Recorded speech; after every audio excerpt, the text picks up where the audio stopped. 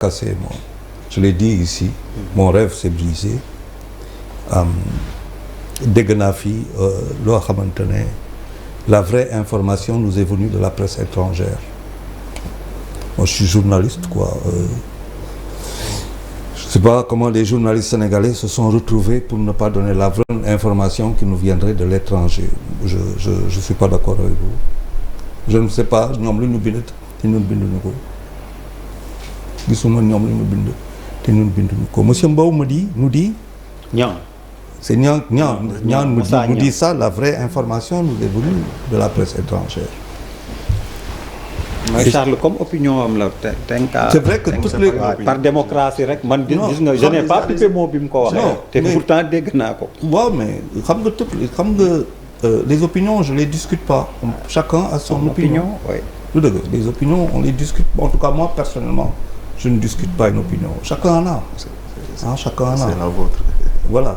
Donc on perd pas de temps. Par contre, quand ça vient d'un politique qui le dit, j'ai une réaction parce que je suis journaliste. Et pour avoir suivi de près ce qu'ont fait mes confrères et consoeurs, je ne vois pas ce que les autres ont écrit. Mais l'affaire, c'est que Mbow en face de vous qui vous dit que les journalistes yoo xamante ne tous ceux qui ont dit quelque chose qui n'allait pas, les journalistes sont en prison, ce sont tous ceux qui ont dit quelque chose qui n'allait pas au président. Donc tous les autres journalistes, ils font quoi? Ils disent ce qui va pour le président, donc ils n'iront pas en tout. Et c'est comme ça qu'on plonge dans l'imaginaire populaire et les masses populaires des idées fausses, entretenues, qui font qu'on regardera les uns et les autres avec un regard plus ou moins condescendant, se permettant même de nous envoyer au vindicte. Man lu ma jàpp ci politique ak dans la vie, c'est qu'au plus fort de l'adversité, je trouve mon partenaire. Moi, c'est ma philosophie. Bobo, il était en Chine. Plus l'adversaire est coriace, plus il est mon partenaire parce qu'il me permet d'aller toujours plus loin. Et en politique, c'est un champ. Mu am ay personnel politique, mu am classe politique, mu am lu bëri comme j'en discute. Hier avec un grand moi que je salue aujourd'hui, Khalifa Mbaye, mooy ce que j'ai constaté boo duggee ci biir champ politique foo dugg boo duggee champ politique c'est un champ de mine, c'est un champ de patates comme on le dit parfois sur des terrains de football. On ne se fait aucun cadeau. Muy Sénégal muy partout au monde le champ politique est toujours miné. Ay reyante la nii ils ont des canifs, c'est des égratignures, ñeneen ñi ils ont des couteaux là, ñeneen ñi ils ont des hachets ainsi de suite ku jekku sa morom rendi. Loolu mooy champ politique. Mu am ay acteurs am mu am ay personnel ñoo xamante ni depuis ba tey c'est toujours le même personnel politique, ce qui fait que il est assez intéressant, admirable de voir des jeunes, de plus en plus de jeunes acteurs qui rentrent qui rentrent sur le champ politique. Mais dama leen di conseiller, c'est vrai de faire leurs armes et leurs humanités dans le truc politique, mais nañ dem lire lu xew ci politique au Sénégal et ailleurs dans le monde et ils verront que ce qui se passe aujourd'hui n'est pas nouveau. Dafa mos a am en politique. Chaque leader a essayé d'éliminer aussi bien dans son camp que dans le camp d'en face l'adversaire qu'il considérait le plus dangereux. Kooku dafay renvoyer à la manière dont nous sommes éduqués, l'éthique et la morale que nous avons. Chaque politique est interpellée sur ce point-là au Sénégal. Moi, j'ose en interpeller parce que j'en ai vu passer. Gis naa nag ñoo xamante ne bu ñu taxawee ci ay situation dañu ne déet kii du ma ko def boo ñëwee nga ne ma waaw tu sais tel adversaire politique lii ak lii nous avons l'occasion de le tuer nga ne ko déet. Il est l'avenir du pays. Il est l'avenir. On ne tue pas l'avenir. Et au Sénégal, on tue l'avenir. C'est ce qui nous est arrivé. Et c'est une catastrophe. C'est ce qui fait que le Sénégal aujourd'hui, il n'y a pas un Sénégalais qui est fier dans sa peau. Il n'y a pas un Sénégalais qui ne se sent pas sale. Comment? Alors j'entends M. Gueye qui dit cette affaire concerne 2 personnes. On est d'accord? C'est vous qui l'avez dit. Une affaire qui concerne 2 personnes pour laquelle se retrouvent le Premier ministre, 2 ministres de souveraineté et un porte-parole du gouvernement. Ah, ça concerne 2 personnes. Waouh! Où est la contradiction? Elle nous parle. Nous avons mal. Comment en est-on arrivé là? C'est là le vrai. Maintenant, man dootul comment on était arrivé là. Safara bu amee dañ koy fay. safara bu amee dañ koy fay donc pour man tey dañu toll foo xamante ne réew yi sénégalais yi dañu am benn genre balafre. Nous tous nous avons une balafre sur le visage. Il faut espérer que ça ne soit pas un traumatisme. Parce que quel que soit Alpha dafa am lu ma jàng mooy que dafa am le temps du judiciaire mu am le temps du politique. Et il est important que l'acteur politique quel qu'il soit jeune ou âgé mu xam ko.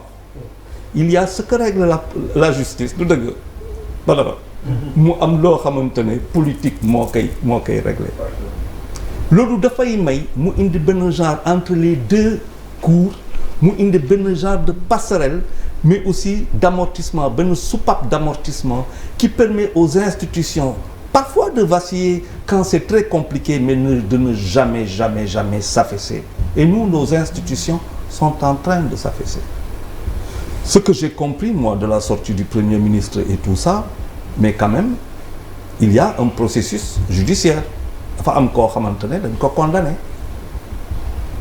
ci biir condamnation bi dafa am par contumace dafa am loi lu muy wax mu am loi lu mu ko may au-delà duquel bu ko passé loi bi da koy ne jeex na mu am waxtaan boo xamante ne dañuy prévenir parce que quand même il a 10 jours de panse pour se constituer prisonnier pour que tout le procès soit refait. Au-delà des 10 jours qu'est-ce qui se passe? S'il y a un juriste pour m'expliquer est-ce que am na benn délai de prescription bu fekkente ne c'est le cas est-ce que c'est un délai de 15 jours bul amee loolu donc tu as 10 jours ñu am 15 jours bu fekkente ne loolu entre le premier et tey est-ce que cela veut dire qu'à partir du 17 15 jours après le 16 aujourd'hui à 0 heure 0 ça veut dire à 0 heure 1 minute nous sommes au 17 est-ce que il est possible d'aller cueillir Sonko et de l'amener ce qui ferait que non seulement il n'y a plus possibilité de revenir en procès parce que il s'est pas constitué prisonnier bu fekkente ne tam beneen possibilité mooy je ne sais pas ça c'est aux juristes de me le dire s'il n'y a pas de délai de prescription wala bu demee est-ce qu'il est dans les délais s'il n'est plus dans les délais la condamnation devient définitive wante mooy la laa doon wax sànq lu justice def politique par ailleurs mën na ko xoolaat je pense que donc nous avons intérêt boo xoolee situation bu nekk ministre du tourisme di wax le Sénégal est une destination parce que les gens se sont rendus compte de ce qui s'est passé comment ça nous a fait mal économiquement nit ñi duñ dem ci dëkk boo xamante ne jàmm amu fa investisseur balaa muy ñëw Sénégal lu muy njëkk a xool balaa muy xool est-ce que am na xaalis wala am na justice day xool est-ce que jàmm nga fa sinon du ñëw donc nous sommes à un moment charnière à 6 mois on a un exercice. Comment se comportent nos exportations, comment se comportent nos importations, les investissements étrangers directs, des partenaires dans le cadre de la distribution qui sont d'énormes contributeurs dans la TVA, qui sont en train de souffrir énormément. Qu'est-ce qui va se passer? Quand les gens vont-ils prendre peur d'un Sénégal boo xamante ne dañuy ne foofu c'est bien tout ça on a beau dire mais dëkk boobu réew boobu boo fa demee bu fa amee problème ñii dañuy génne di taal man gisuma kan moo fiy ñëw donc bu ñu xoolee bu baax y a des ministres qui sont dehors pourquoi pour essayer de convaincre les partenaires du Sénégal donc le gouvernement a intérêt aussi dans cet exercice-là à parler aux Sénégalais mais aussi à parler à la communauté internationale et de ce point de vue c'est pas maladroit ça aussi il faut et l'opposition de ce point de vue c'est vrai qu'on peut ne pas être d'accord avec un certain nombre de choses mais est-ce qu'on doit aller jusqu'à tuer le Sénégal c'est-à-dire dafa am foo xamante ne tax ma ne dafa am un temps politique un temps pour le politique un temps pour le judiciaire un temps pour le politique pour moi nous sommes arrivés il y a un dialogue national qui est en train de se tenir lan lay indi ci kaw lan lay déboucher il faut que nous parce que ça concerne tout le monde il faut pas croire que ñu fa bokk rek ñoom lay concerner ñeneen ñi concerner parce que bu ñu ko waxee ce n'est pas vrai tout le monde est concerné par ce dialogue et tout le monde a l'opportunité même sans y être de mettre sur la table quelque chose qui permettrait à ce dialogue national d'apporter des réponses maintenant il y a une tension et ça moi nous parlons quoi moi je rencontre beaucoup de gens qui sont et pas que des Sénégalais les gens ont peur ñi ragal nañu fu mu ne nii ñi dañ ragal te bu fekkente ne les hommes politiques de tous bords confondus ils ne comprennent pas que nous sommes à un moment donné de notre histoire mais à un moment donné de la carte mondiale avec une géopolitique et géostratégie qui nous dépasse si les gens ne vont pas analyser comment la Russie en Afrique d'abord a mis son pied sur la Centrafrique pour nekk natch ñëw si Mali nekk natch des deux côtés mu am lu mu jàpp te ñun ñu foog ne que nous là nous sommes un îlot tranquille où les choses vont se passer entre nous, c'est qu'on n'a rien compris. Aussi bien le pouvoir, certainement on le sait, certainement, parce que foofu da ngay xam affaire yi boo ko xamul tam mooy que nekkoo sa place, et l'opposition gagnerait à le savoir. Bon, pour moi, pour finir dire quoi, ça veut dire que quand je dis républicain fracassé, c'est quand j'entends, je me dis est-ce que nit ñi ils font attention et ils pèsent les mots, parce que notre république n'a jamais été aussi mise à mal, jamais, jamais, jamais. Et je vais le dire honnêtement, aussi bien par l'opposition que par le pouvoir. Quand un ministre de la République envoie promener, excusez-moi du terme, la Cour suprême, waouh, j'ai vu ça au Sénégal. C'est grave. C'est grave. Alors ne venez pas me dire après qu'un opposant puisse envoyer promener la justice. Oui, le bon exemple commence par qui? On a vu tout ça au Sénégal. Donc il est grand temps que nous watchions mettre bas la terre, à mon sens, et que nous Tu parlais avancions. de contexte léegi ak d'économie, le Sénégal qui a fait son entrée dans le cercle des pays exportateurs de gaz.